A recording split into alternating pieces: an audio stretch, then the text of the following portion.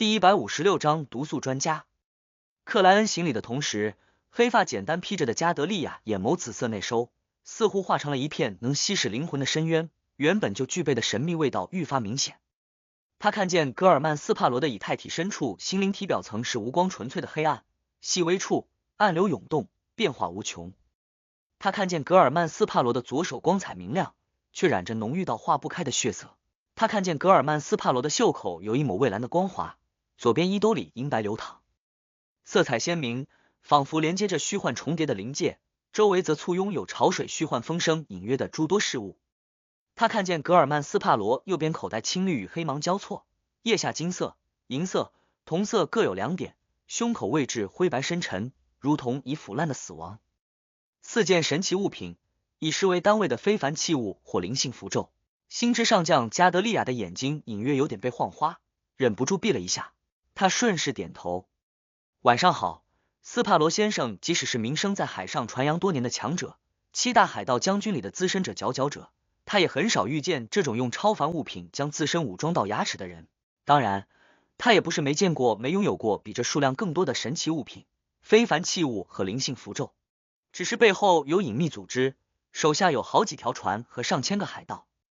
不少东西必须上交，必须分配，必须变卖，以维持和壮大本身的势力。能留在自己手上的事物不算太多，这种不多是相对而言几乎可以和格尔曼斯帕罗现在媲美，但加德利亚通过各种兑换，将他们变得只剩下2件足够强力、足够神奇、足够匹配一位海盗将军身份的2件。除了那些代表不同物品的光彩，加德利亚染着些许深紫的黑色眼眸还隐约看出格尔曼斯帕罗不够真实，似乎藏在厚厚的阴影帷幕里。这就是他在塔罗会上给我非活人感的原因。他的秘密不小啊，至少牵扯着序列3的圣者，甚至是更高位的天使。加德利亚不敢多瞧，眸光不再那么深幽。与此同时，他在心里自嘲一笑，觉得自己对世界、对格尔曼斯帕罗的部分猜测有些滑稽。牵扯序列3的圣者，甚至更高位的天使，呵呵，这句话完全没有问题，因为他和我一样，都是塔罗会的成员，肯定牵扯疑似苏醒古神的愚者先生。彼此问候完，加德利亚没有寒暄，没有啰嗦，领着克莱恩就走向了船舱入口。这个时候，停止的未来号重新起航，在海面画了个很长的弧线，沿捕鲸航路向东方前行。拿斯港口的紧张气氛随之消散，一道道源于水手的目光投了过来。克莱恩没有一点局促，反倒环视了一圈，用回家般的自在口吻说道：“比我想象的人少。”星之上将加德利亚侧头瞄了他一眼，简单回应道：“去捕鲸航路以东是非常危险的事情，只有路德维尔经常往那里跑，似乎在寻找什么。除了未来号，海盗团的其他船只都不会过去。同样的，大部分的水手都被我放到了其他船上。这里只留保证航行的最低人数。”很理智的举措。路德维尔，那位地狱上将路德维尔。倒吊人先生最早提到他时，就说他又开始了探索苏尼亚海东方尽头的航行。克莱恩轻轻颔首，没再多说。这是属于格尔曼斯帕罗的气质。他沉默着观察四周，发现未来号的甲板、舱壁、桅杆等地方布满神秘抽象的符号，整体似乎交叠成了一个巨大的仪式魔法。和黄金梦想号一样，是神秘系的帆船，但又没到幽灵船的层次。和星之上将、冰山中将相比，才成为海盗将军几个月的特雷茜明显要差一点。黑死号就没什么独特的地方。克莱恩收回视线，跟着加德利亚来到了船舱入口。这里等待着位穿背带裤、白衬衣的男子，他30左右，体格健壮，汗毛浓密，以至于裸露在外的小臂仿佛套了层棕色的毛衣。他戴着顶中间凹陷的圆边帽，露出爽朗的笑容，伸右手道：“未来号的大副弗兰克里。”晚上好，斯帕罗先生。弗兰克里，赏金7000磅的毒素专家。克莱恩一下认出了对方。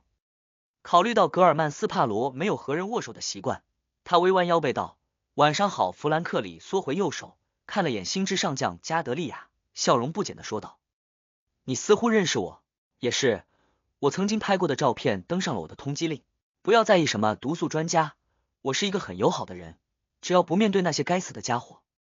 我最大的爱好是研究土壤、作物和品种杂交技术，相信我，这才是人类的未来。但大地母神教会的人不相信，加德利亚用非常隐蔽的方式为克莱恩做了介绍。原本是大地母神的人，品种杂交技术挺好的啊，只有产量提升，才能养活更多的人类，让贫困的底线变高。克莱恩看向弗兰克里，半是礼貌半是真心的平静说道：这是好事，你果然是一位不在乎世俗观点的冒险家，非常棒，非常棒，这个世界上就是你这样的人太少了。弗兰克里蓝色的眼睛里露出明显的惊喜，我只是试图把公牛、母牛和小麦杂交在一起，让小牛可以像麦子一样长出来，就差点被母神教会的人送上审判庭。仁慈的母亲啊，他们根本没有真正理解您的意志。公牛、母牛和小麦杂交，你这个恶魔！克莱恩这才发现自己理解的品种杂交技术和对方口中的完全不是一回事情。他保持着表情不变，没去做什么解释。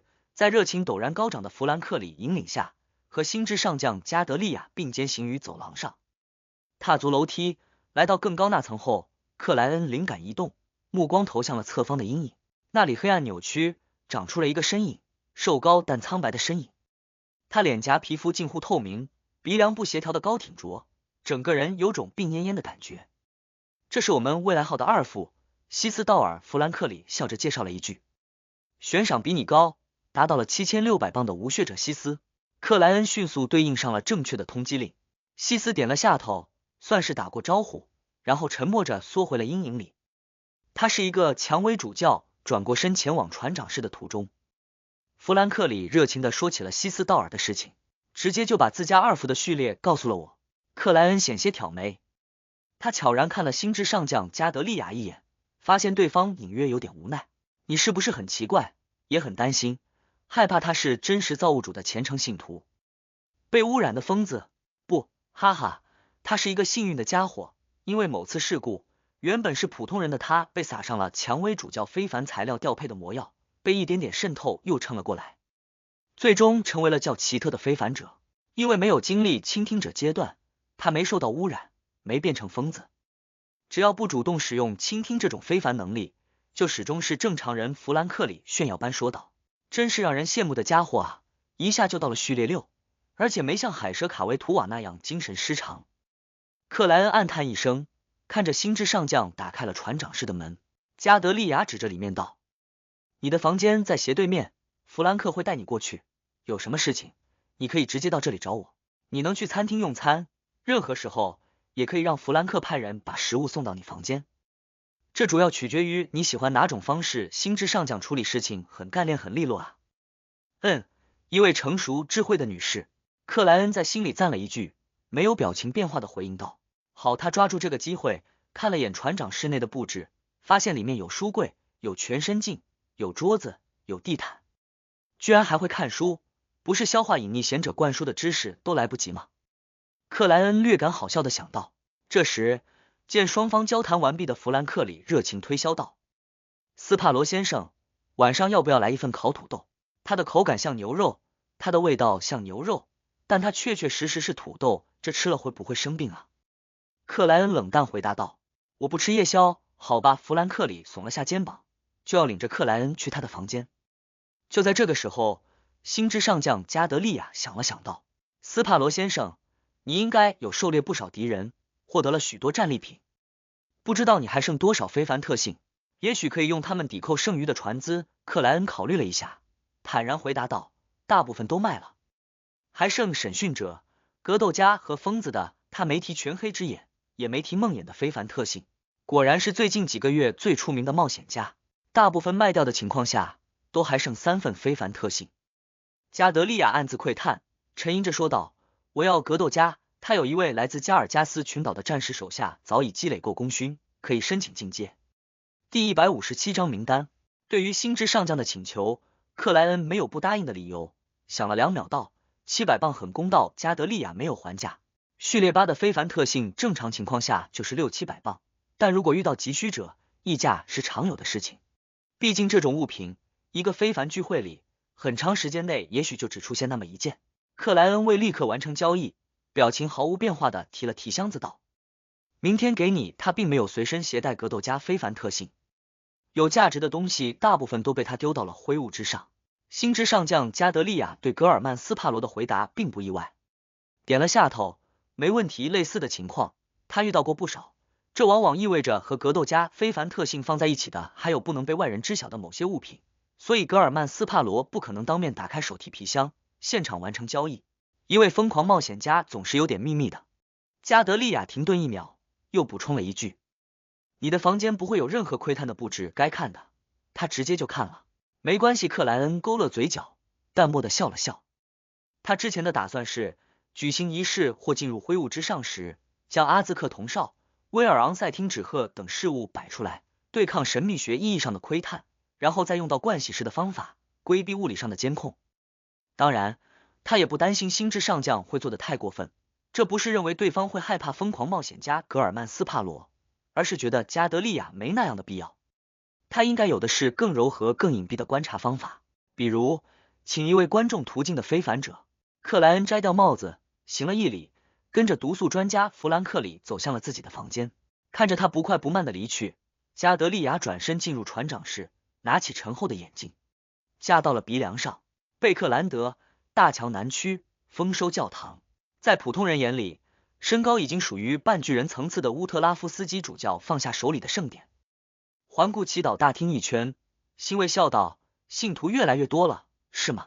着褐色教士袍的埃姆林怀特擦拭着烛台，眼皮都没抬一下的开口道。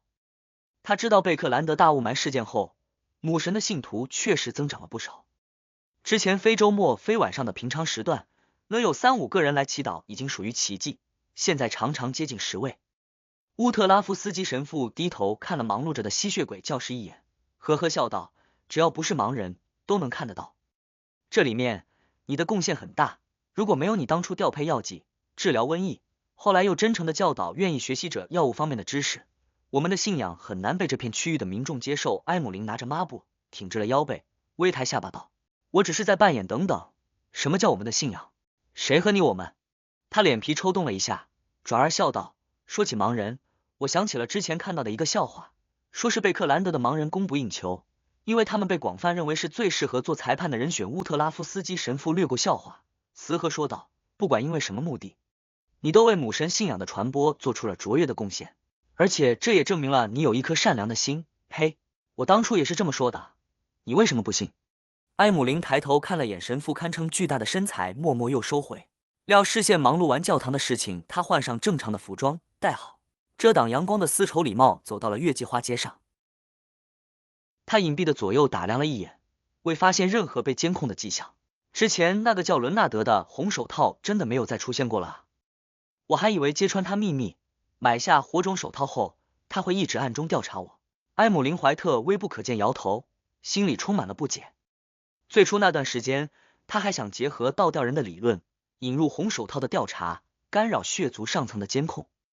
本身则借助大地母神教会，借助卷者乌特拉夫斯基神父，达成完美的平衡。但事情并没有像他预料的那样发展。伦纳德·米切尔似乎很快就离开了贝克兰德。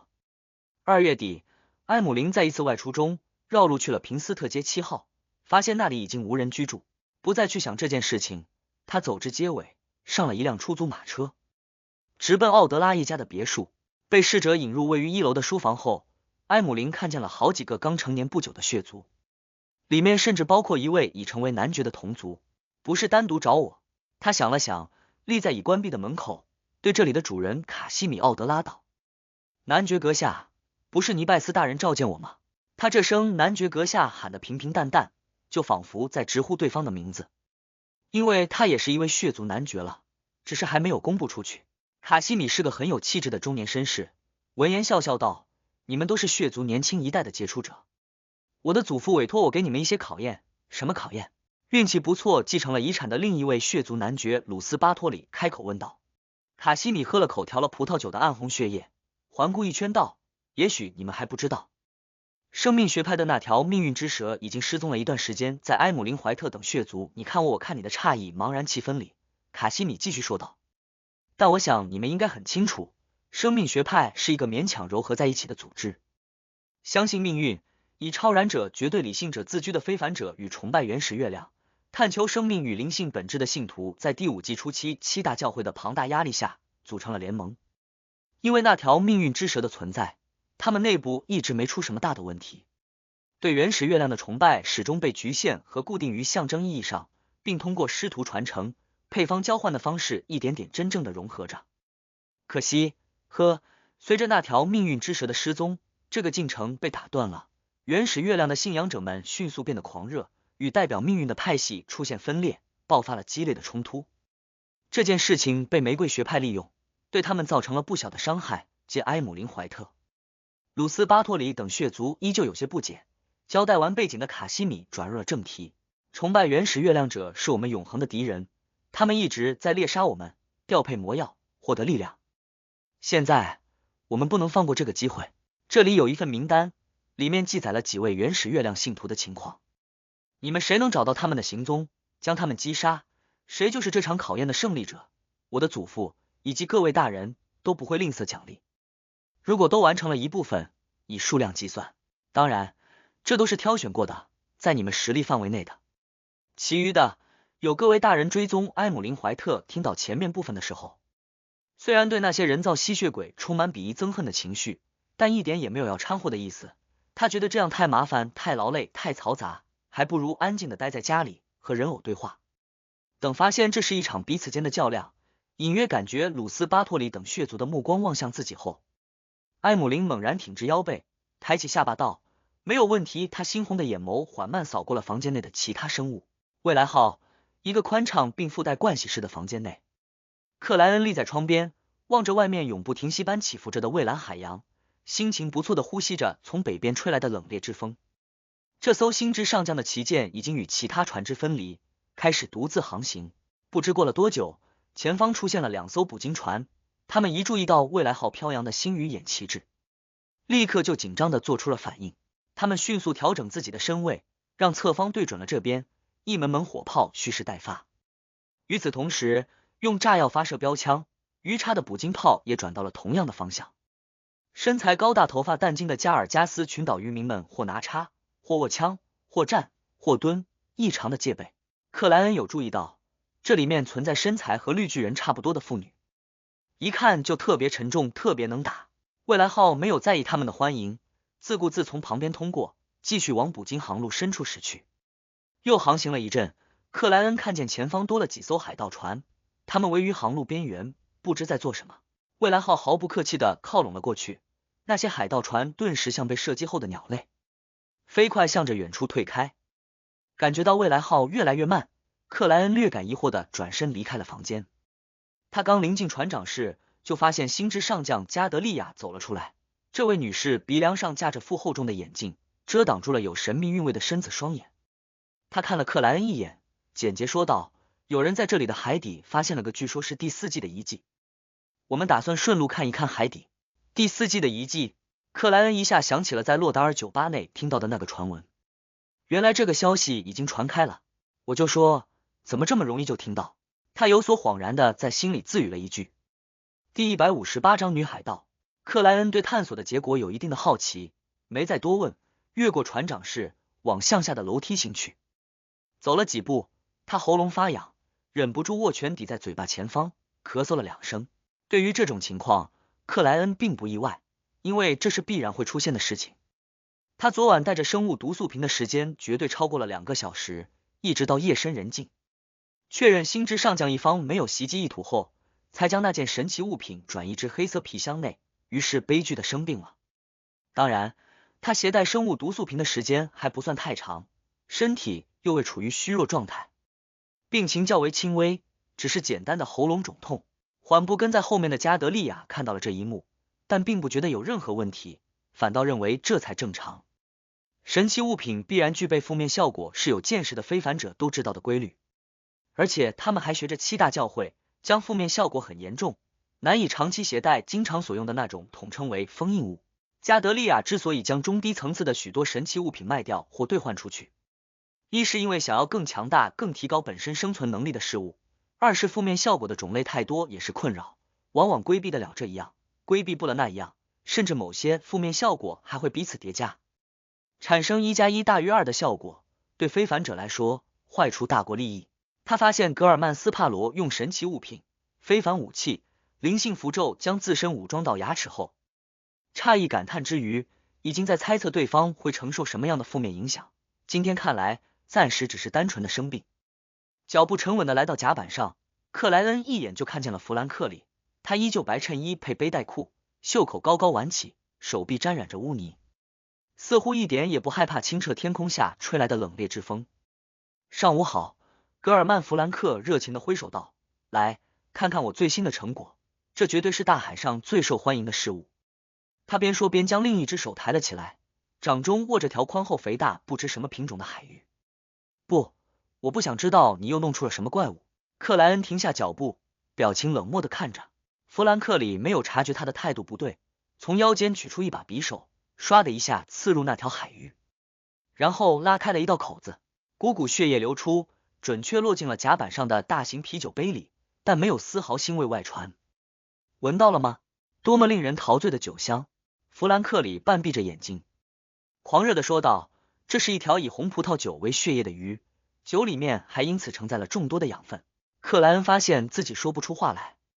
弗兰克兴奋地看了看周围的水手们，又对格尔曼斯帕罗说道，你知道我们在海上最困扰的事情是什么吗？那就是酒喝完了还没有靠岸。只要这种鱼能快速升值，成为大海主要的产物，那无论我们到了哪里都不会缺酒喝了。对，它们将有品种的划分，有的产列朗奇，有的产尼波斯，有的产红葡萄酒，有的产啤酒，啤酒必须用鲨鱼用金鱼，否则不够喝。最困扰的事情不是缺水吗？当然，你们绝大部分时候都是拿啤酒代替水，因为它更不容易腐败变质。可怜的鱼！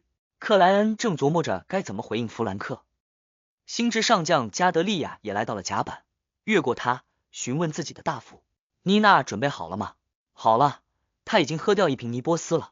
弗兰克指了指风帆制造的一处阴影，所谓的准备就是喝一瓶福萨克特产的尼波斯，可以在上面划火柴的尼波斯。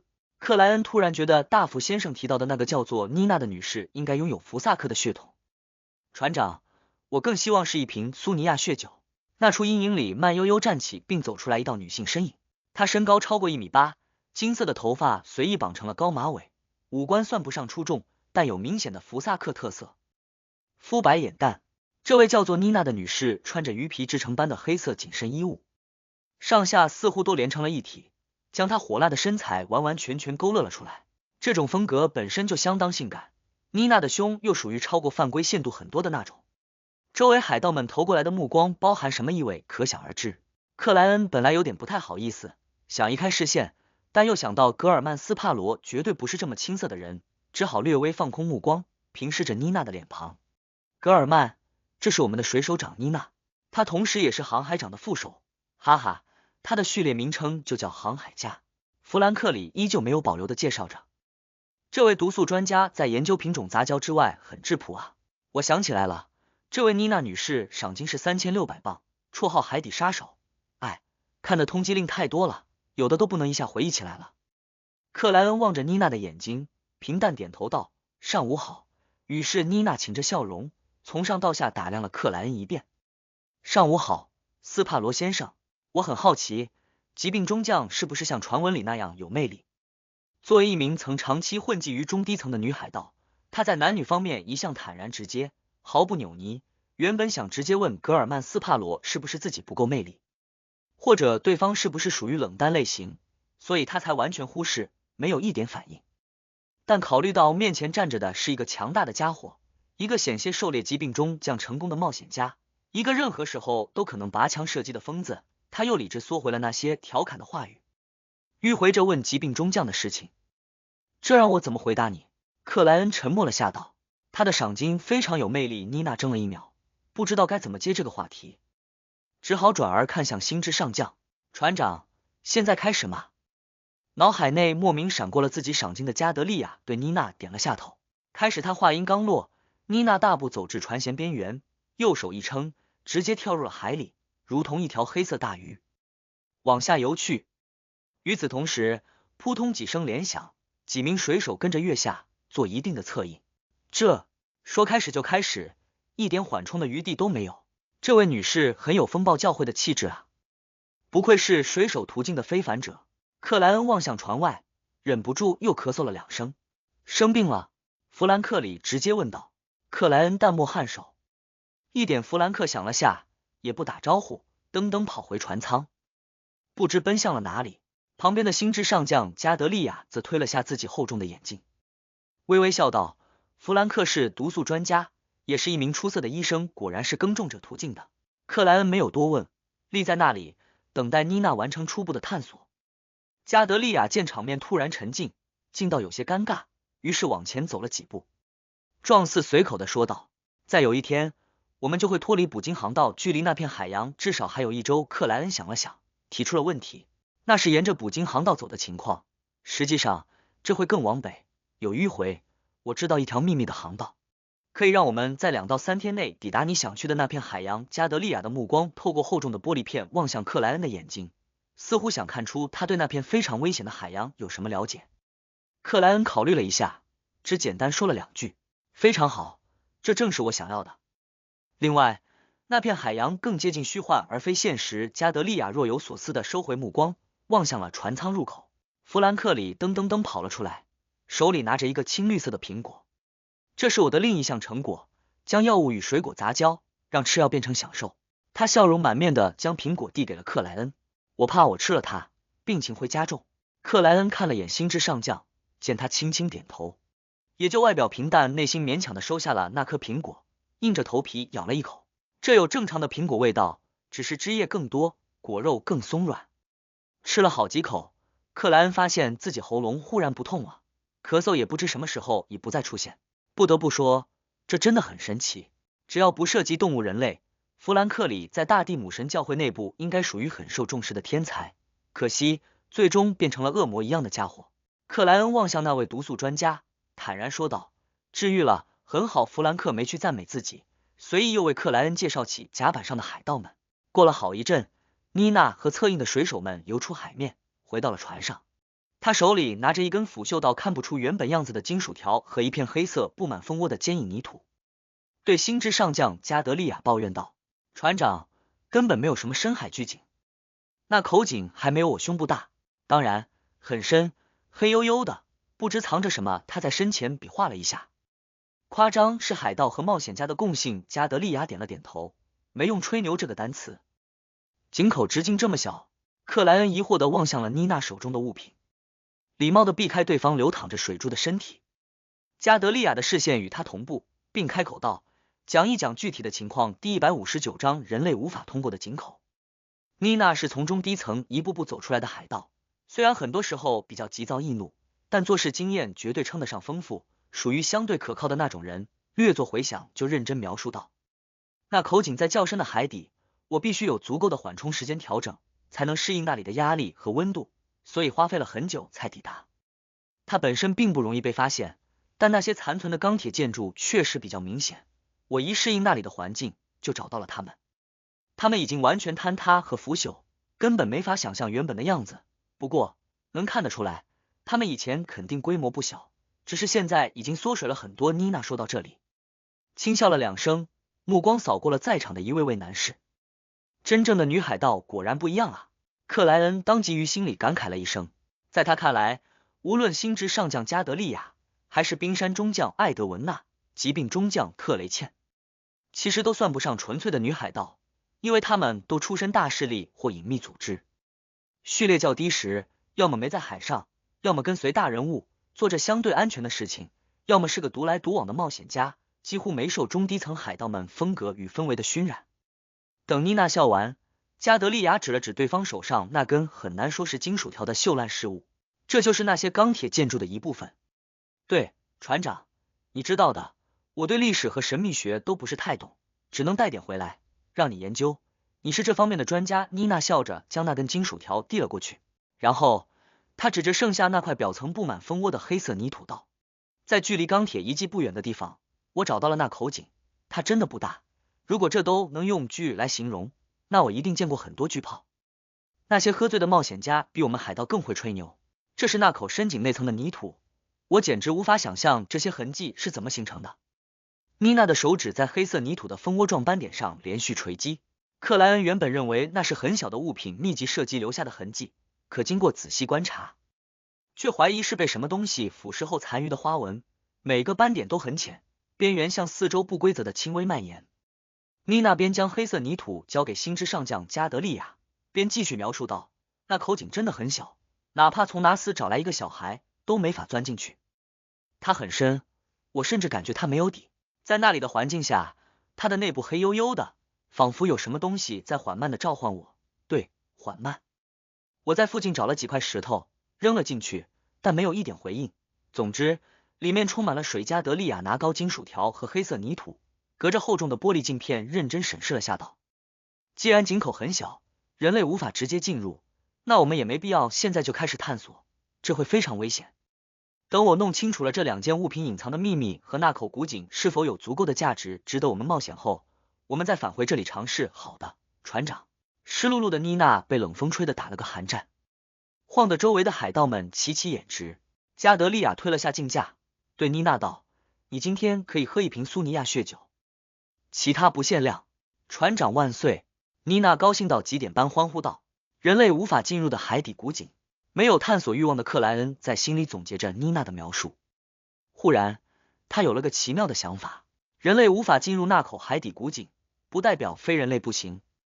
很多深海的鱼类身体未必那么巨大，有不小的概率能通过井口，而身为海神，执掌权杖时，有足够的办法驱使海洋生物。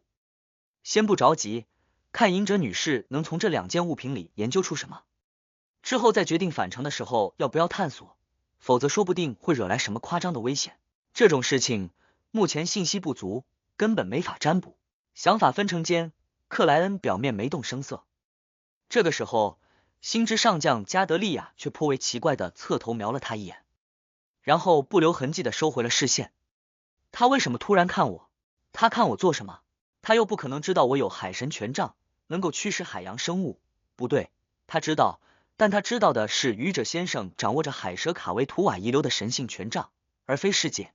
除非他看穿了世界就是愚者，但这更不可能，就连倒吊人先生都还停留于世界是倦者这个层次。他甚至连这一点都未发现。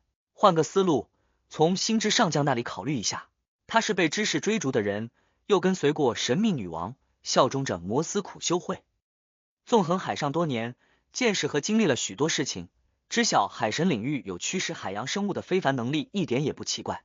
所以在发现海底古井人类无法正常通过后，他也自然联想到了愚者先生手上的权杖，打算以后请求相应的帮助。看我是在观察世界是否也掌握了相应的情报，是否有类似的想法。克莱恩一下想到很多，借助小丑的能力，强行让自己的表情保持着淡漠，没有任何异常的反应。在妮娜去领取苏尼亚血酒时，克莱恩按了下帽子，往船舱入口返回。临近门边，他脑海内突然浮现出一幅画面：船舱上层的一个房间，窗户紧闭，帘布遮掩，有双看不太清楚的眼睛躲在后面，静静注视着甲板上的众人，注视着格尔曼斯帕罗。谁？克莱恩脚步没有停顿，身体未现僵滞，和刚才毫无区别的正常进入了船舱。下午3点，明媚但不灼热的阳光洒在了斯托恩大学附近的一座花园内。刚40就已经是资深副教授的米歇尔德伊特穿着参加宴会的长款燕尾服，打着漂亮的领结，耐心的等待于门口。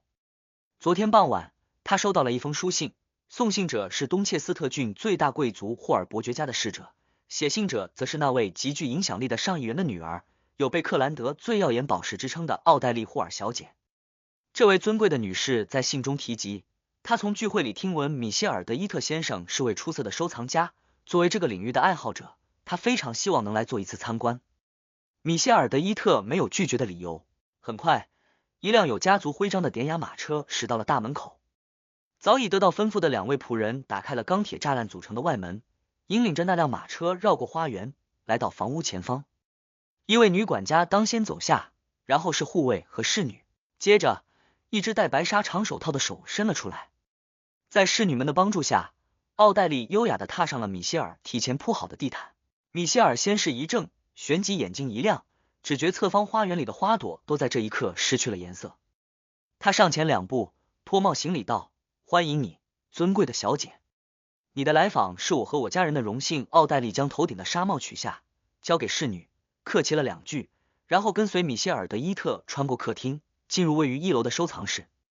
来到这里，米歇尔似乎终于找回了主人的自信，从左侧边缘开始，指着藏品介绍道：“这是一顶出现于白蔷薇战争里的头盔，经过我长期的研究，可以确认它的主人是一位索伦家族的成员。那个时候，他们还是王室。那顶金色的头盔设计精巧，上方有鸟类飞翔般的装饰，面甲则由一块块金属鳞片组成。我的祖先就是在这场战争里获得的。”他的第一个爵位。奥黛丽饶有兴致地回应道。他提前就调整好了心理状态，让自己就像真正来参观一样。20年战争的失败让王国遭受了多年的屈辱，但也沉淀出了一位位英雄。米歇尔侧面奉承了一句。白蔷薇战争发生于20年战争后被弑之战前，鲁恩击败英蒂斯，重新变得强势。米歇尔继续介绍着自己的藏品，奥黛丽听得非常认真，时不时提出问题，与对方交流。终于，米歇尔的手指向了一本有黑色封皮的笔记，他属于20年战争期间驻守苏尼亚岛的一位骑士。这位骑士的名字已经消失在了漫长的历史里，只有这本笔记证明他曾经存在，曾经在苏尼亚岛坚守到最后一刻。这本笔记不仅是研究那段历史的第一手资料，而且本身也藏着一定的问题。那位骑士在语法上有很多不太常见的习惯，这可能是帮助我们弄清楚他确切身份的线索。奥黛丽直觉的就相信这本笔记是自己的目标，于是略微凑近了一点，果然在黑色封皮上找到了不太明显的线条印记，他们共同勾勒出了一只颇为抽象的巨龙。从米歇尔副教授介绍的语气和细微的表情看，他对这本笔记的兴趣主要集中在内容，而非本身，不是特别珍爱。我有很大希望购买到。奥黛丽冷静做出判断，侧过脑袋，浅笑看着米歇尔·德伊特道：“具体是什么不太常见的习惯？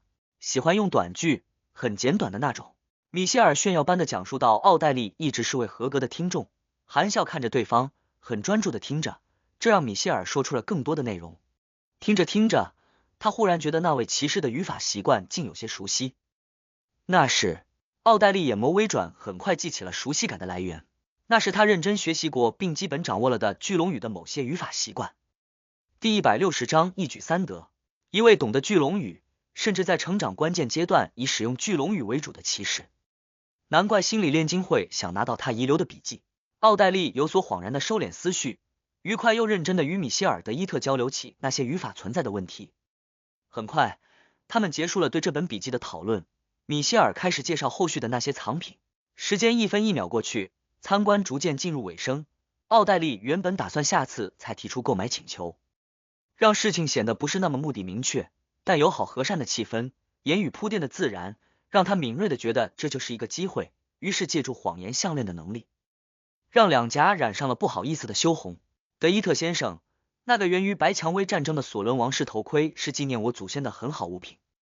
我冒昧问一句，我是否能从你这里将它买走？还有那本20年战争期间的笔记，因为我对坚守苏尼亚岛的骑士非常敬佩，所以同样想拥有它。我知道这是一个不够礼貌的请求，但希望你能理解我的心情。当然，你拥有拒绝的权利。他眼波转动，有所躲闪，半是故意半是真实的让自己显得心虚畏缩，羞怯可怜。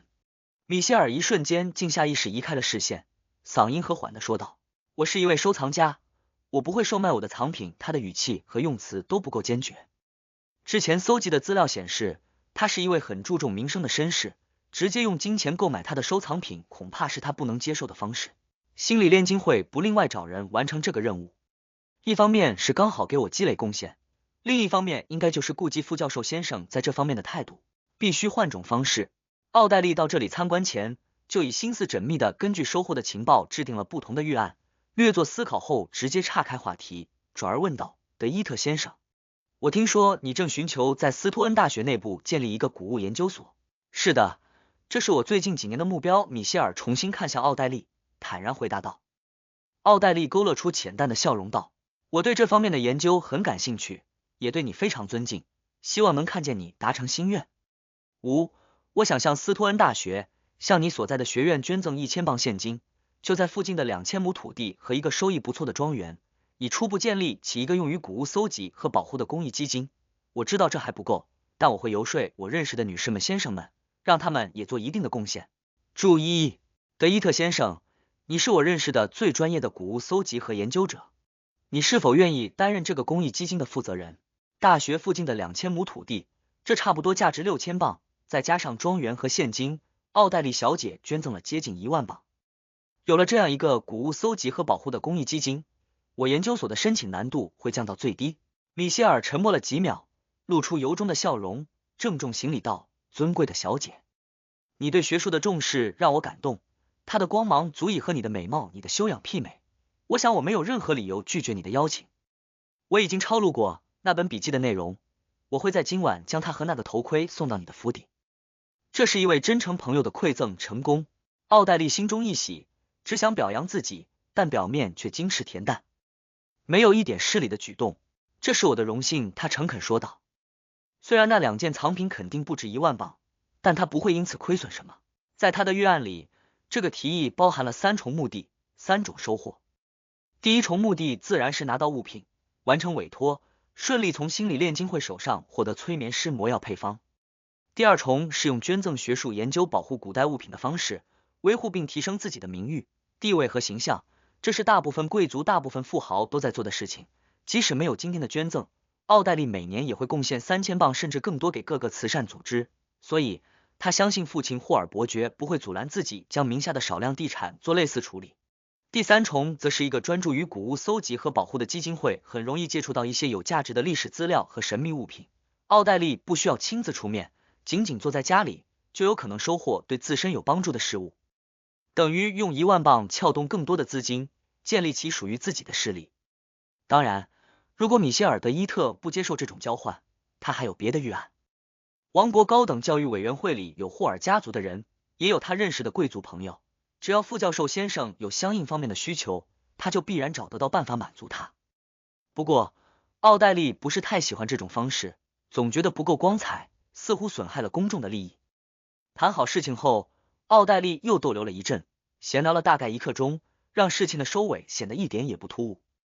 接着，他告辞离开米歇尔家，乘坐马车返回霍尔家族在斯托恩城的别墅。晚上8点多，他如约收到了索伦王室的头盔和那本20年战争期间的笔记。奥黛丽戴上白纱手套，饶有兴致地坐到书桌前，将头盔放到一旁，认认真真地翻阅起笔记的内容。他发现上面记载的事情都很零碎，前期主要是那位驻守古精灵岛的骑士怎么学习酿造苏尼亚血酒，怎么追逐周围的女士，怎么打发无聊的时光。中后期则进入20年战争阶段，以咒骂福萨克人、埋怨同伴、考虑坚守方案等为主，在苏尼亚岛第一次丢失后结束。除了语法有近似巨龙语的习惯，其他都没什么太大的问题啊，也看不出哪里藏着线索。奥黛丽微皱眉头，合拢了笔记。刚才他有用神秘学的方法做检查，依然没有收获，这让他不太想浪费时间，准备就这样上交给心理炼金会。思绪电转间，他突然有了新的想法。愚者先生、倒吊人先生总是会从事情的不同方面考虑问题，给出建议，我是不是该学习一下？换一个角度想，先假设笔记的内容没有问题，那心理炼金会追求的就是他本身。他本身会有什么特殊呢？刚才没有发现啊，他属于一位习惯用巨龙语的骑士，那位骑士必然经历过什么？占卜，对，占卜，也许可以利用占卜的方式，借助这本笔记，找到那位骑士最后的下落或最初的痕迹，而这很可能与一条巨龙有关。既然是巨龙，那就有不小的可能是心灵巨龙，它是观众途径的代表。与它相关的线索确实值得心理炼金会重视。奥黛丽，这个思路很好。奥黛丽的眼眸一下晶亮，似乎藏着明显的璀璨。她忍不住侧过头，望向了蹲在旁边的金毛大狗。苏茜瞄了主人一眼，汪了一声道：“奥黛丽，你是要我赞扬你吗？”“不需要。”奥黛丽略感羞耻地转回了脑袋，然后她发现了一个重要问题，那就是自己不会占卜，或者说占卜得到的启示准确性很低，没法验证了。不，我还能向愚者先生请求帮助。秘器仪式，这个好像只能作用于自身，不能针对外在的物品。人工梦游，它和秘器仪式相仿，同样不行。献祭给愚者先生，让他帮忙占卜，然后再赐予给我。不行，这显得不够尊敬。他又不是我的爸爸或老师，是一位真正的神灵，用这种方法太随意，有点亵渎的感觉。奥黛丽的思路从愚者先生相关逐渐发展到了占卜相关。他虽然不怎么会占卜，但对相应的神秘学知识还是有一定的了解。很快就锁定了某一大类占卜方法，那就是通过一定的仪式，请求第三方力量，请求未知的、神秘的存在给予答案。这类方法最典型的代表就是魔镜占卜。这确实很危险，但危险在于祈求的对象可能充满恶意，或仅是接触就让人崩溃。而我完全不存在这样的担忧，我是向愚者先生请求。奥黛丽眨了下眼睛，按捺住内心的激动，侧头对金毛大狗道：苏茜，你去门外守着，我要用神秘学的方法检查这本笔记，你刚才不是用过了吗？苏茜疑惑地问道。他越来越不好骗了。奥黛丽眼眸微转，坦然说道：我打算尝试魔镜占卜。放心，我有安全的请求对象。好的，苏茜确定奥黛丽说的是真话。他走了几步，又转过身体，叮嘱了一句：奥黛丽，你要小心被神秘的存在投影附体。我知道。奥黛丽一点也不担心的回应道。在他看来，愚者先生真要对自己不利，早就有无数机会，没必要等到现在。